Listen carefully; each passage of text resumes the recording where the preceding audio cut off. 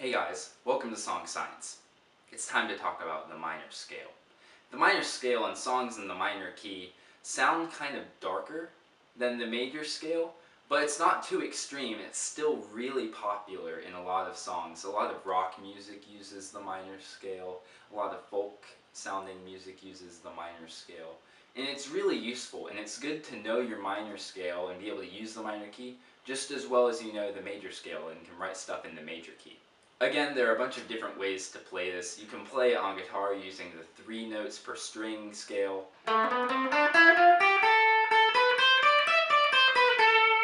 Or you can use the pentatonic based boxes. And on piano, again, it changes based on where you start.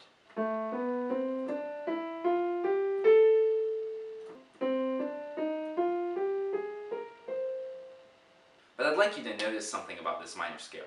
Look what happens when you start on an A. Now remember last week when we were talking about the major scale, we played a C major scale. It also used white notes. So really the C major scale and the A minor scale use the same set of notes, the white notes on a piano, but they use it in different ways. And so that's really the difference between major and minor. It's not that the notes are vastly different, it's just you're using them in a different way. But you'll notice if you start on the same key, the major and the minor scale are different. So let's look at how they're constructed. When you start on a note, if you want to make a minor scale, you go that note, you go up a whole step, then a half step, then a whole step, then a whole step, then a half step, then a whole step, and another whole step. And you're back to the note you started on, just an octave higher. So if you want to find the minor scale that starts on a certain note, just apply those intervals and you'll be able to find it. And just the same as in the major scale, you can create triads, sets of 3 notes, by skipping members of the scale. Let's build some triads with that minor scale. Let's use a C minor scale.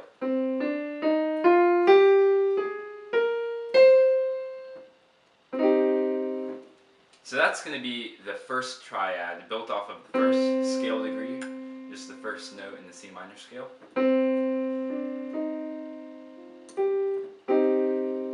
And that's a C minor chord, and that makes sense because we're in the key of C minor. Let's move up.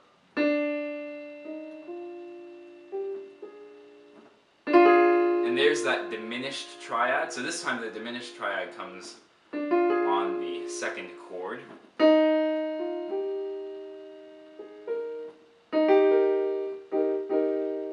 And there's the E flat major chord, so that's the 3rd scale degree.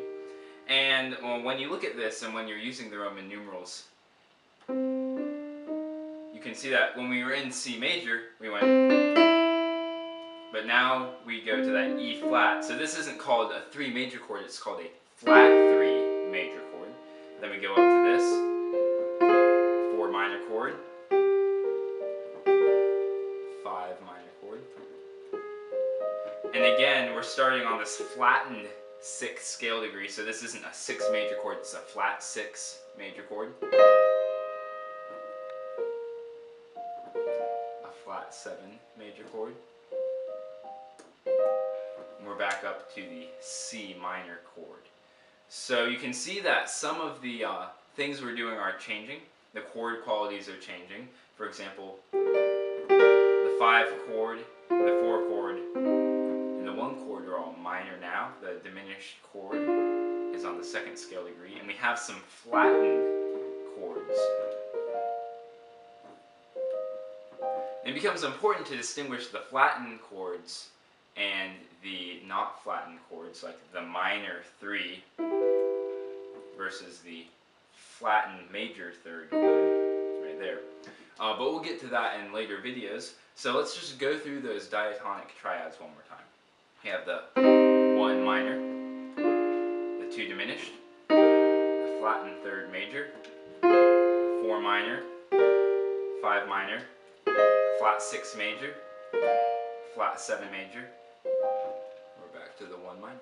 And again, just like the major scale, This is a framework. They're not the only notes you can use, and it actually sounds kind of predictable if all of your songs only use the notes found in this scale.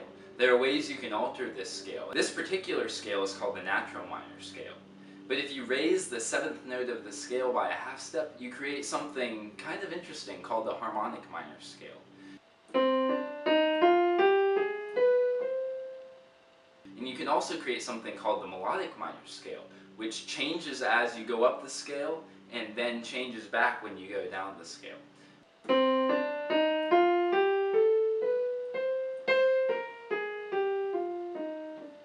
So there are a bunch of things you can do. I'm not trying to lock you guys in some sort of musical box, but I want you guys to know that there is a basic framework for how these chords are going to relate to one another. So for the next Theory Thursday video, I want to go over one of the chords in the major scale, the 5 chord.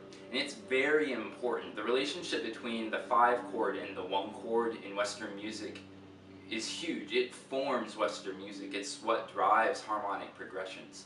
And so I think it's important that before we start looking at songs, we focus on what this chord can do to a song. Again, if you guys like this video, please comment or subscribe or like it and share it with your friends. I'd like to hear what you think and hear some suggestions maybe or questions if you're confused.